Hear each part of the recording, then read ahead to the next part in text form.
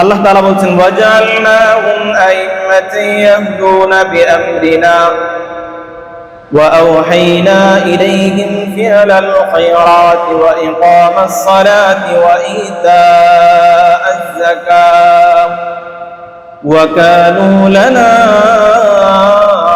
আবিদিন। আল্লাহ তাআলা ইব্রাহিম আলাইহিস সালাম এবং তার সন্তান ইসহাক আলাইহিস সালাম এবং তারও সন্তান ইয়াকুব আলাইহিস সালাম তিনজন নবী আলাইহিমুস সালামের দিকে নিসবত করে আল্লাহ তাআলা বলছেন ওয়াজআলনাহুম আইম্মাতান, আমি তাদেরকে পৃথিবীতে নেতা হিসাবে প্রেরণ করেছিলাম, সাইয়্যিদুন নেতা হিসাবে প্রেরণ করেছিলাম, আইম্মাতুন ইমাম হিসাবে প্রেরণ করেছিলাম। আমি তাদেরকে পৃথিবীতে ইমাম বানিয়েছিলাম। ইয়াহদুনা বিআমরিনা, যারা আমার আদেশের মাধ্যমে পৃথিবীবাসী মানুষগুলোকে সঠিক পথ প্রদর্শন করত, যারা আমার আদেশের অনুগত হয়ে যারা সঠিক পথ প্রাপ্ত ছিল। ওয়া আওহাইনা ইলাইহিম ফি'লাল খায়রাত, আর আমি তাদেরকে পৃথিবীতে ওহী নাজিল করে দিয়েছি তারা যেন পৃথিবীতে সৎ কাজগুলো ভালো কাজগুলো সম্পাদন করে। ওয়া আওহাইনা ইলাইহিম ফি'লাল খায়রাত, ভালো কাজ করতে বলেছি। দুইটা ভালো কাজ আল্লাহ পাক রব্বুল আলামিন সাথে সাথে উল্লেখ করে দিচ্ছেন, ভালো কাজ করতে বলেছি। এক নাম্বার হচ্ছে ইকামাস সালাত, ভালো কাজের মধ্যে অন্যতম ভালো কাজ হচ্ছে নামাজ কায়েম করা, নামাজ আদায় করা। সুবহানাল্লাহ। নেতা বানিয়ে পাঠিয়েছি। আমরা গত জুমার আলোচনায় বলছিলাম নেতার কাজ সর্বপ্রথম সে তার অধীনস্থদের মধ্যে নামাজ প্রতিষ্ঠা করবে, সে তার অধীনস্থদেরকে নামাজের আদেশ করবে, নামাজের দাওয়াত দিবে। যে কাজ করলে তার অধীনস্থ নামাজে আগ্রহী হবে, যে কাজ করলে তার অধীনস্থ নামাজের দিকে ধাবিত হবে, সে কাজ করা তার জন্য আবশ্যক। যেই সুযোগ সুবিধা দেওয়ার পর তার অধীনস্থ নামাজ করবে, ওই রকম সুযোগ সুবিধা তাকে দিতে হবে। এটা হচ্ছে নেতার কাজ। এখন তো আমাদের নেতা আছে কিন্তু নেতার সেই কাজ নাই, কথা বলে ঠিক কিনা? এরকম নেতার পিছনে ঘোরার জায়েজ নাই। যে নেতা আপনাকে আপনার ধর্মের দিকে ধাবিত করে না, যে নেতা আপনাকে আল্লাহ প্রদত্ত বিধানের দিকে ধাবিত করে না, যে নেতা আপনাকে আল্লাহ প্রদত্ত বিধানের দিকে ডাকে না, আল্লাহ প্রদত্ত বিধানের দিকে আপনাকে যাইতে দেয় না, ওই রকম নেতার পিছনে ঘুরঘুর করাও জায়েজ নাই, হারাম। আল্লাহ তাআলা বুঝার তৌফিক দান করুন, সকলে বলি আমিন। আল্লাহ তাআলা বলছেন দ্বিতীয় নাম্বার হচ্ছে ওয়া ইতাআজ যাকাত, দ্বিতীয় নাম্বার এক কাজ হচ্ছে যাকাত প্রদান করা। যাকাত যদিও আমাদের আলোচ্য বিষয় না, তারপরেও বলছি ইসলামের মৌলিক কাজগুলো পৃথিবীর সুশৃঙ্খলতা বজায় রাখার জন্য অন্যতম একটা বিধান হচ্ছে যাকাত প্রদান করা, যা অর্থনৈতিক চালিকা ঠিক রাখার জন্য এর বিকল্প কোনো ব্যবস্থা আজ পর্যন্ত পৃথিবীতে তৈরি হয় নাই। আল্লাহ তাআলা বলছেন ওয়া কানু লানা আবিদিন, ওরা প্রত্যেকেই তিনজন নবী সহ তাদের যারা অনুসারী ছিল, যারা ভালো কাজ করতো, যারা নামাজ আদায় করতো, যারা যাকাত প্রদান করতো, ওয়া কানু লানা আবিদিন, তারাই হচ্ছে প্রকৃতপক্ষে আমার গোলাম, তারাই হচ্ছে প্রকৃতপক্ষে পৃথিবীতে আমার বান্দা। গোলামের সেক্টরে সবাই আছি, সবাই বেতনভুক্ত কিন্তু কাজ করে না, তো কিসের গোলাম? বেতন নেই, কাজ করে না, সে কি গোলাম নাকি? নামের গোলাম। এখন যদি কোনো বান্দা আল্লাহ তাআলার সৃষ্টির বাইরে তো কিছু নাই, সবাই আল্লাহ তাআলার সৃষ্টি হিসেবে আল্লাহর বান্দা, আল্লাহ কাজ করে না, তো আর আল্লাহ গোলাম হয় কিভাবে? সৃষ্টিগতভাবে গোলাম, কিন্তু কর্মগত পদ্ধতির দিক থেকে, কর্মপন্থার দিক থেকে সে এখন পর্যন্ত গোলাম হইতে পারে না আল্লাহ তাআলা। গোলাম যে নয় তার জন্য আল্লাহ তাআলার পুরস্কারের আশা করা যায়।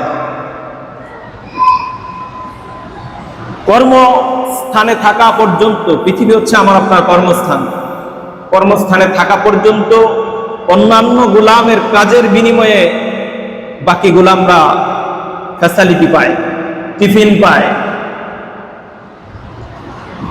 হাফ নাস্তা টিফিন যেটাকে বুঝেন, এগুলো পাই যে আমরা পৃথিবীতে খাচ্ছি যাচ্ছি, এটা আল্লাহ তাআলার খাস বান্দা যারা তাদের বিনিময়ে আমরা পাই। কিন্তু চূড়ান্ত বেতন যেটা জান্নাত, চূড়ান্ত পরিণতি যখন হবে ওই সময় গিয়ে আমি আর আপনি ধরা খেয়ে যাব। যদি প্রকৃত বান্দা না হইতে পারি, প্রকৃত গোলাম যদি না হইতে পারি, তাহলে ওই সময় গিয়ে ধরা খেয়ে যাব। আল্লাহ তাআলা আমাদেরকে প্রকৃত বান্দা হওয়ার তৌফিক দান করুন, সকলেই বলি আমিন। 2 নম্বর মূসা আলাইহিস সালাম এবং হারুন আলাইহিস সালাম। আল্লাহ তাআলা বলছেন وأوحينا إلى موسى وأخيه أن تبوأ لقومكما بمصر بيوتا। আমি মূসা এবং তার ভাই হারুন আলাইহিস সালামকে ওহী প্রেরণ করলাম, أن تبوأ لقومكما بمصر بيوتا। আমি তোমাদেরকে মিশরের মধ্যে স্থান দিলাম, জায়গা দিলাম, তোমাদের বাসস্থানের ব্যবস্থা করে দিলাম। আল্লাহ তাআলা বলছেন ওয়াজালু বুয়ুতাকুম, তোমরা সেগুলোকে তোমাদের ঘর রূপে গ্রহণ করে নাও। ওয়াজালু বুয়ুতাকুম কিবলাতান ওয়া আকিমুস সালাহ, আর সেখানে থেকে তোমরা নামাজ কায়েম করো। প্রত্যেকটা হুকুমের সাথে আল্লাহ তাআলা যখনই বান্দাকে প্রতিষ্ঠা করে দিয়েছেন, বনি ইসরাইল দীর্ঘ বছর, শতাধিক বছর পর্যন্ত ফেরাউনের কবলে তারা জুলুম আর নির্যাতনে পিষ্ট হচ্ছিল। আল্লাহ তাআলা তাদেরকে সেখান থেকে মুক্ত করে তাদের মুক্ত আবাসের ব্যবস্থা করার সাথে সাথেই আল্লাহ পাক রব্বুল আলামিন বলছেন ওয়াহাইনা ইলা মূসা ওয়া আখি, আমি তাদের কাছে ওহী নাযিল করে দিলাম, আকিমুস সালাহ, নামাজ কায়েম করো। ওয়াবাশশিরিল মুমিনিন, যারা নামাজ কায়েম করবে তারা মুমিন, আর তাদের জন্য রয়েছে সুসংবাদ। 3 নম্বর জাকারিয়া আলাইহিস সালাম। জাকারিয়া আলাইহিস সালামকে আল্লাহ পাক রব্বুল আলামিন দীর্ঘ সময় পর্যন্ত কোনো সন্তান দেন নাই।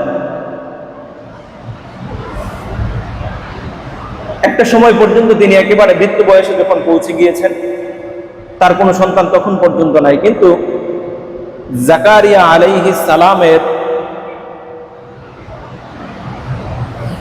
স্ত্রীর বোনের ছেলে, মেয়ে মারইয়াম আলাইহিস সালাম, ঈসা আলাইহিস সালামের আম্মা। তো ঈসা আলাইহিস সালামের আম্মা মারইয়াম আলাইহিস সালাম যখন মায়ের গর্ভে, তার মা মান্নত করেছিলেন যে আমার এই সন্তান পৃথিবীতে ভূমিষ্ঠ হলে আমি আল্লাহ তাআলার ঘরের খাদেম বানিয়ে দিব। কিন্তু মারইয়াম আলাইহিস সালাম জন্মগ্রহণ করলেন মেয়ে হিসাবে।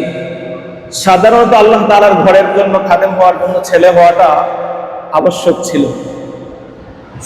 কিন্তু আল্লাহ তাআলা তাকে দান করলেন একজন মেয়ে। যে মেয়েকে দান করেছেন আল্লাহ পাক রব্বুল আলামিন বলছেন মারইয়াম আলাইহিস সালামের আম্মাকে,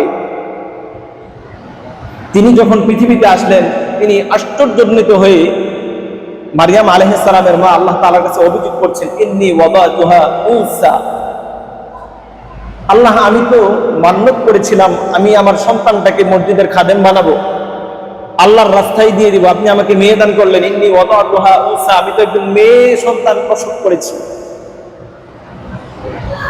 আল্লাহ তাআলা বলেন ওয়াল্লাহু আ'লামু বিমা ওয়াদাআত, তুমি যে মেয়ে সন্তান, কন্যা সন্তান জন্ম দিয়েছো, তুমি আমার কাছে বলছো এই সন্তান তো আমি দান করেছি, আমি কি জানি না তোমাকে কি সন্তান আমি দান করেছি? আল্লাহু আ'লামু বিমা ওয়াদাআত, আল্লাহ তাআলা অধিক ভালো জানেন তুমি কি সন্তান প্রসব করেছো। আল্লাহ তাআলা বলেন আলাইসা যাকারু কাল উনসা, প্রত্যেক ছেলে সন্তানই মেয়ে সন্তান থেকে উত্তম হবে এমনটা ভাবার কোনো প্রয়োজন নাই। সুবহানাল্লাহ, আল্লাহ তাআলা তার এক বান্দির সাথে এরকম কথোপকথন করছেন আল্লাহ তাআলা জানেন তুমি ছেলে সন্তান চেয়েছ আর আমি মেয়ে সন্তান দিয়েছি, কি উদ্দেশ্যে দিয়েছি সেটা আমি ভালো জানি। সুবহানাল্লাহ। এমন এক উদ্দেশ্যে আল্লাহ পাক রব্বুল আলামিন মারইয়াম আলাইহিস সালামকে পৃথিবীতে প্রেরণ করেছেন, যার নজির একটাই। সুবহানাল্লাহ। একটা নজিরই পৃথিবীতে, যার মাধ্যমে পৃথিবীতে পিতা ছাড়া সন্তান আসবে। আল্লাহু আকবার। আল্লাহ তাআলার কৌশল, আল্লাহ তাআলার কর্ম পরিকল্পনা, তার সাথে বান্দার চিন্তা চেতনা পশ্চিমকালেও যাইতে পারেন। তো মারইয়াম আলাইহিস সালাম পৃথিবীতে আসলেন। তিনি যেহেতু মান্নত করেছেন তার আম্মা জাকারিয়া আলাইহিস সালাম তখন পর্যন্ত বাইতুল মাকদিসের মসজিদের ইমাম। তো মারইয়াম আলাইহিস সালামের আম্মা তাকে নিয়ে গেলেন মসজিদুল আকসার খাদেম হিসাবে। নিয়ে যাওয়ার পর লম্বা কাহিনী, আমি তো আলোচনা করবো একটা। সেখানে নিয়ে যাওয়ার পর লটারি হলো, তার জিম্মায় থাকবে। লটারিতে আল্লাহ পাক রব্বুল আলামিন জাকারিয়া আলাইহিস সালামকে নির্বাচিত করলেন, তার তত্ত্বাবধানে ছিলেন। তিনি ছিলেন মারইয়াম আলাইহিস সালামের খালু।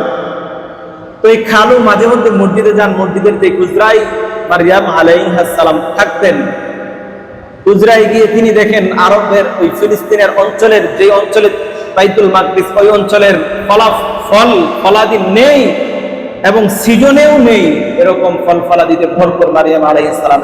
সুবহানাল্লাহ। তিনি এটা দেখে চিন্তা করলেন, যেই সিজনে যেই ফল নেই সেই ফল যদি মারইয়াম আলাইহিস সালামের ঘরে আসতে পারে, যেই এলাকায় যেই ফল নাই সেই এলাকায় যদি সেই ফল আসতে পারে, বৃদ্ধ জাকারিয়ার ঘরেও সন্তান আসতে পারে। আল্লাহু আকবার। জাকারিয়া আলাইহিস সালাম আল্লাহ তাআলার কাছে প্রার্থনা করলেন, রাব্বি লা তাযারনি ফারদান ওয়া আনতা খায়রুল ওয়ারিসিন। জাকারিয়া আলাইহিস সালাম বললেন, রাব্বি লা তাযারনি ফারদান, হে আল্লাহ আপনি আমাকে একাকী ছেড়ে দিবেন না, আমাকে এমন বানাবেন না যে আমি মৃত্যুবরণ করার সাথে সাথে আমার বংশধারাটা বন্ধ হয়ে যাবে। আমার দাওয়াতের কাজ আমার বংশ থেকে কেউ করতে পারবে না, এমনটা আমাকে বানাবেন না। জাকারিয়া আলাইহিস সালাম বললেন, রাব্বি লা তাযারনি ফারদান ওয়া আনতা খায়রুল ওয়ারিসিন। হে আল্লাহ আপনি তো শ্রেষ্ঠতম ওয়ারিস দানকারী। আনতা খায়রুল ওয়ারিসিন, ওয়ারিস নির্বাচনের ক্ষেত্রে, ওয়ারিস বানানোর ক্ষেত্রে আপনি সবচেয়ে শ্রেষ্ঠ, সুতরাং আপনি আমাকে সন্তান দান করুন। আল্লাহ তাআলা জাকারিয়া আলাইহিস সালামের দোয়া কবুল করলেন। দোয়া কবুল করে ফেরেশতাদেরকে পাঠালেন। তার দোয়া কবুল হয়েছে সুসংবাদ দিয়ে আল্লাহ তাআলা সূরা মারইয়ামের 39 নম্বর আয়াতে বলছেন, ফানাদাতুল মালাইকাতু ওয়া হুয়া কাইমুন ইউসাল্লি ফিল মিহরাব। হযরত জাকারিয়া আলাইহিস সালামের দোয়া কবুল হয়ে গিয়েছে। ফেরেশতারা তার দোয়া কবুলের সুসংবাদ নিয়ে এসেছেন। জাকারিয়া আলাইহিস সালাম এমন অবস্থায় আছেন, ওয়া হুয়া ইউসাল্লি ফিল মিহরাব, তিনি নামাজের মুসাল্লায় মসজিদের মেহরাবে নামাজরত অবস্থায় আছেন। সুবহানাল্লাহ। আমাদের আলোচনা নবী আলাইহিস সালামের পূর্ববর্তী নবী আলাইহিস সালামদের শরিয়াতে নামাজের অবস্থা। হযরত মারইয়াম আলাইহিস সালাম, যার কথা এতক্ষণ পর্যন্ত বলছিলাম, আল্লাহ পাক রব্বুল আলামিন মারইয়াম আলাইহিস সালামকে লক্ষ্য করে বলছেন, ইয়া মারইয়াম কুনতি লিরাব্বিক, তুমি তোমার রবের আনুগত্যশীল বান্দী হয়ে যাও। ওয়াসজুদি, সিজদা করো। ওয়ারকাই মা রাকিঈন, তুমি রুকুকারীদের সাথে রুকু করো। মারইয়াম আলাইহিস সালামের অবস্থান কোথায় ছিলেন? তিনি বাইতুল মাকদিসের খাদেম হিসেবে তিনি মসজিদের হুজরায় ছিলেন। তিনি চাইলেই মসজিদের জামাতের সাথে শরীক হইতে পারতেন। আল্লাহ পাক রব্বুল আলামিন বলছেন, ওয়ারকাই মা রাকিঈন, তুমি রুকুকারীদের সাথে জামাতের সাথে নামাজ আদায় করো। মারইয়াম আলাইহিস সালামের সন্তান ঈসা আলাইহিস সালাম, যাকে পিতা ছাড়া পৃথিবীতে প্রেরণ করা হয়েছে, আল্লাহ তাআলা বলেছিলেন মারইয়াম আলাইহিস সালামকে, মারইয়াম আলাইহিস সালামের ব্যাপারে, আলাইসা যাকারু কাল উনসা, সব ছেলে সন্তানই মেয়ে সন্তান থেকে শ্রেষ্ঠ হবে এমনটা নয়। মারইয়াম আলাইহিস সালামের মর্যাদা, সম্মান আমাদের মতো পুরুষদের চেয়েও শ্রেষ্ঠ। ঈসা আলাইহিস সালামের ব্যাপারে আল্লাহ পাক রব্বুল আলামিন ঈসা আলাইহিস সালামকে যখন পৃথিবীতে প্রেরণ করলেন, পিতা ছাড়া প্রেরণ করেছেন। মারইয়াম আলাইহাস সালাম তার সন্তান নিয়ে যখন প্রবেশ করলেন তার লোকালয় এলাকার মধ্যে, এলাকার মানুষেরা তাকে নিয়ে কটূক্তি করতে শুরু করলো। মারইয়াম আলাইহাস সালামকে আল্লাহ পাক রব্বুল আলামিন আগেই বলে দিয়েছেন, তুমি তোমার কওমের সাথে কিছু বলতে হবে না, তুমি শুধুমাত্র ইশারায় বুঝিয়ে দিবে আমি রোজা রেখেছি, কথার রোজা, আমি আজকে কথা বলবো না, তুমি তোমার সন্তানের দিকে ইশারা করবে, তার সাথে কথা বলবে। সুবহানাল্লাহ।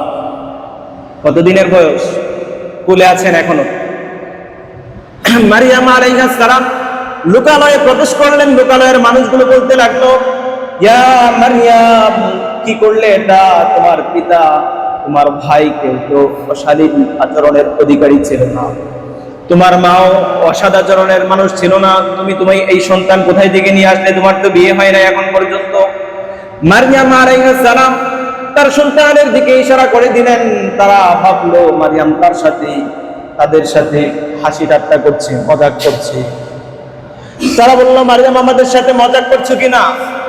তাদের প্রশ্নের সাথে সাথে আল্লাহ পাক রব্বুল আলামিন ঈসা আলাইহিস সালাম দুনিয়ায় আছেন, কোলে আছেন, এমন অবস্থায় আল্লাহ পাক রব্বুল আলামিন তার জবান জারি করে দিয়েছেন। ঈসা আলাইহিস সালাম কোলে থাকা অবস্থায় উত্তর দিচ্ছেন, ক্বালা ইন্নী আবদুল্লাহ, আমি আল্লাহ তাআলার বান্দা, আমার মাকে প্রশ্ন করে কষ্ট দিও না। ক্বালা ইন্নী আবদুল্লাহ আতানিয়াল কিতাব, আমি সাধারণ কোনো মানুষ নয়, আমার মায়ের দিকে ব্যভিচারের অপবাদ লিপ্ত করবে না। আতানিয়াল কিতাব, আমি এমন একজন মানুষ যাকে কিতাব দেওয়া হয়েছে, তাকে নবুয়ত দেওয়া হয়েছে। সুবহানাল্লাহ। ওয়াজআলানি নাবিয়্যা, আমাকে নবী হিসাবে প্রেরণ করা হয়েছে। সুতরাং আমার মায়ের পবিত্রতা নিয়ে প্রশ্ন করার কোশ্চিনকালেও কোনো সুযোগ তোমাদের জন্য নাই। সুবহানাল্লাহ। আর কি করা হয়েছে? ঈসা আলাইহিস সালাম কুলে থাকা অবস্থায় বলছেন, ওয়া আওসানি বিসসালাতি ওয়াজ যাকাতি মা দুমতু হাইয়া, পৃথিবীতে আমি যতদিন পর্যন্ত বেঁচে থাকবো, আমার হায়াত আল্লাহ পাক রব্বুল আলামিন পৃথিবীতে যতদিন দিয়েছেন, আল্লাহ পাক রব্বুল আলামিন আমাকে আদেশ করেছেন, ওয়া আওসানি বিসসালাতি, আমাকে নামাজের আদেশ করেছেন। সুবহানাল্লাহ। ওয়াজ যাকাতি, এবং আমাকে যাকাতের আদেশ করা হয়েছে। সুবহানাল্লাহ। এই হচ্ছে পূর্ববর্তী নবী আলাইহিস সালামের শরিয়ার মধ্যে নামাজের অবস্থান। আপনি কোন নবীকে পাবেন না যিনি নামাজের সাথে ছিলেন না, কোন নবীকে পাবেন না যার শরিয়াতে নামাজ ছিল না। কত ওয়াক্ত ছিল, কত রাকাত ছিল, সেটা হচ্ছে স্বতন্ত্র বিষয়, কিন্তু নামাজ ছিল। বলছিলাম, কোন মা তার গর্ভে সন্তান প্রসব হচ্ছে, এমত অবস্থায় নামাজের রক্ত চলে আসছে, তার জন্য নামাজ মাফ নাই। প্রসব হয়ে যাওয়ার পর থেকে মাফ, কঠিন অবস্থা। কোন মানুষ সমুদ্রে ডুবে যাচ্ছে, কোনো তরি নাই, কোনো বাসার মতো কিছু নাই, নামাজের সময় হয়েছে, তার নামাজ ফরজ হয়ে গিয়েছে। এর চাইতেও কঠিন অবস্থা, কোন মানুষ জিহাদের ময়দানে আছে, কোন মানুষ জিহাদের ময়দানে আছে। পৃথিবীতে জিহাদটাকে ফরজ করা হয়েছে আল্লাহ তাআলার একত্ববাদের কালিমাকে সমুন্নত রাখার জন্য। আমরা নামাজটা পড়ি একত্ববাদের স্বীকৃতি স্বরূপই। পৃথিবীতে নামাজ কায়েম করার জন্য, নামাজের অধিকার আদায়ের জন্য, মুসলিমদের অধিকার আদায়ের জন্য, নামাজীদের অধিকার আদায়ের জন্যই হচ্ছে জিহাদ। অথচ জিহাদের ময়দানে নামাজের সময় হয়ে গিয়েছে, এই সময়ও নামাজ ছেড়ে দেওয়ার অবকাশ নাই। জিহাদের ময়দানে তুমুল যুদ্ধ চলছে, সরাসরি সম্মুখ যুদ্ধ চলছে। এমত অবস্থায় জামাত করা যায় না, তারপরেও আল্লাহ পাক রব্বুল আলামিন জামাতের সিস্টেমের জন্য কোরআনুল কারীমে আয়াত নাযিল করে দিয়েছেন। সুবহানাল্লাহ। সূরা নিসার মধ্যে আল্লাহ পাক রব্বুল আলামিন বলছেন, ওয়া ইযা কুনতা ফীহিম ফাআকামতা লাহুমুস সালাত, আর আপনি যখন জিহাদের ময়দানে অবস্থান করেন, আপনি তাদেরকে নিয়ে নামাজ আদায় করেন। এই আয়াত নাযিল হওয়ার বিশেষ একটা উপলক্ষ আছে। উপলক্ষটা হচ্ছে এক যুদ্ধের মধ্যে খালিদ বিন ওয়ালিদ রাদিয়াল্লাহু তাআলা আনহু তখন পর্যন্ত মুসলমান হন নাই, আর তার জীবনে পরাজয়ের গ্লানি খুব কম। উহুদের যুদ্ধে মুসলমানদের যে শোচনীয় একটা অবস্থা হয়েছিল, ওটাও ছিল খালিদ বিন ওয়ালিদের বুদ্ধির কারণে, তার কৌশলের কারণে।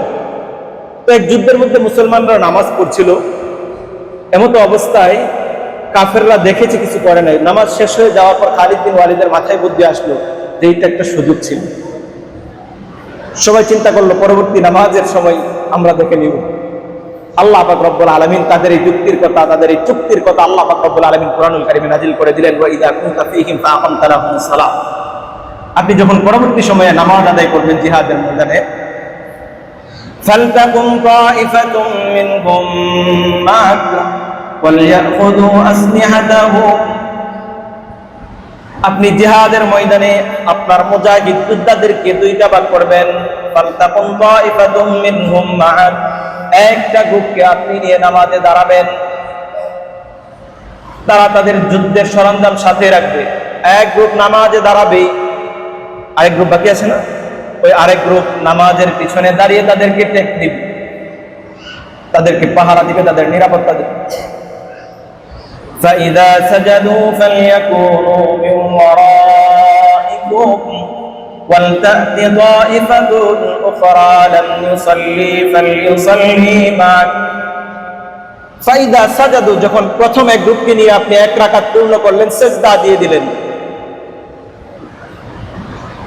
আর দ্বিতীয় আরেক গ্রুপ এখন পর্যন্ত যারা পিছনে রয়ে গিয়েছে, ওয়ালতা'তি তাইফাতুন উখরা লাম ইউসাল্লি, এখন পর্যন্ত যারা নামাজে দাঁড়ায় নাই, ফালইউসাল্লি মা'ক, প্রথম গ্রুপকে এবার পিছনে পাঠান, ওরা পাহারা দিবে। ফালইউসাল্লি মা'ক, পিছনে যারা ছিল এখন পর্যন্ত দ্বিতীয় গ্রুপ নামাজে দাঁড়ায় নাই, ওরা আপনার সাথে নামাজে দাঁড়াবে। সুবহানাল্লাহ। আমরা মুসাফির হিসাবে 4 রাকাত বিশিষ্ট নামাজগুলো 2 রাকাত করে পড়ি। এই সুযোগটা কোথায় থেকে এসেছে? সুযোগটা এসেছে জিহাদের ময়দান থেকে। আল্লাহ তাআলা বলছেন, ওয়া ইযা দারাবতুম ফিল আরদি ফালাইসা আলাইকুম জুনাহুন আও তাকসুরু মিনাস সালাহ ইন খিফতুম আন ইয়াফতিনাকুম। তোমরা যখন জমিনে পদব্রজ করো, চলো, তোমাদের জন্য গুনাহ হবে না।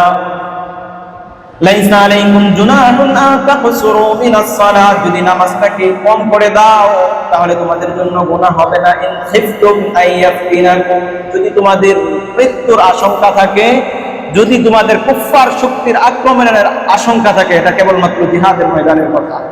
কিন্তু পরবর্তী সময়ে এটাকে আল্লাহ পাক রব্বুল আলামিনের পক্ষ থেকে দেয়া নিয়ামত হিসেবে নবীজি সাল্লাল্লাহু আলাইহি সাল্লামের মাধ্যমে পরবর্তী মুসাফিরদের জন্য এটাকে বৈধ করা হয়েছে। তাহলে জিহাদের ময়দানে 4 রাকাত বিশিষ্ট নামাজগুলো 2 রাকাত করবে। তো নবীজি সাল্লাল্লাহু আলাইহি সাল্লাম 2 গ্রুপকে নিয়ে যে নামাজে দাঁড়াইলেন জামাতের মধ্যে, 2 গ্রুপের কিন্তু প্রথম গ্রুপকে নিয়ে 1 রাকাত পড়ে পিছনে দিয়েছেন, আরেক গ্রুপ বাকি আছে, ওরা দ্বিতীয় রাকাতে এসে শামিল হয়েছে। নবীজি সাল্লাল্লাহু আলাইহি সাল্লামের 2 রাকাত কমপ্লিট, নবীজির নামাজ শেষ। বাকি নামাজ যেই গ্রুপ ছিল নবীজির সাথে, এই গ্রুপ আবার পিছনে যাবে, পিছনের গ্রুপ সামনে এসে নিজেরা নিজেদের নামাজ আদায় করবে, দ্বিতীয় গ্রুপ তারপরে নামাজ আদায় করবে। আপনি লক্ষ্য করেন জিহাদের ময়দানের কঠিন এক সময়ে আল্লাহ পাক রব্বুল আলামিন সেখানে জামাতের বিধান উল্লেখ করেছেন, নামাজের গুরুত্ব বোঝানোর জন্য। এটা হচ্ছে জামাতের অবস্থা। যদি জামাত, এই 2 গ্রুপ ভাগ করে জামাত করা যায় না, এমন অবস্থাও যদি হয়ে যায়, তারপরেও আপনাকে নামাজ আদায় করতে হবে, একা একই নামাজ আদায় করতে হবে। হ্যাঁ, একা একই নামাজ আদায় করা যাচ্ছে না, এই মুহূর্তে আপনি ঘোড়া থেকে নেমে, আপনার সওয়ারি থেকে নেমে নামাজ আদায় করতে পারছেন না, আপনার আরোহী অবস্থায় নামাজ আদায় করতে হবে। এটা হচ্ছে নামাজের গুরুত্ব। 2 নম্বর, স্বতন্ত্র যদি মুসাফিরের আলোচনা করি তখন হয়তো আরো আলোচনা করা যাবে। মুসাফির যদি কখনো ইমাম হয়, আমরা এই যুদ্ধের এই কাহিনী থেকে আমরা বুঝতে পারি, মুসাফির যখন ইমাম হবে, মুসাফির কিন্তু 2 রাকাত নামাজ পড়ে নামাজ শেষ করে ফেলবে। বাকি মুকিম মুক্তাদি যদি থাকে, যারা মুসাফির নয় এমন মুক্তাদি যদি থাকে, তারা বাকি 2 রাকাত নামাজ নিজেদের মতো করে তারা আদায় করে নিবে। এটা হচ্ছে আমাদের এই সিস্টেম থেকে আমরা বুঝতে পারি। এখন আমাকে আর আপনাকে নামাজ ছেড়ে দেওয়ার কোনো অবকাশ আমার আপনার জন্য নাই। নামাজ আমাকে আর আপনাকে আদায় করতে হবে। নামাজ আদায় করার ক্ষেত্রে আমরা পূর্ববর্তী শরিয়ার অবস্থা বুঝলাম, নবীজির যুগে নবীজির অবস্থা, সাহাবায়ে কেরামের অবস্থা বুঝলাম। তারা জিহাদের ময়দানে দাঁড়িয়ে দাঁড়িয়ে নামাজ আদায় করেছে।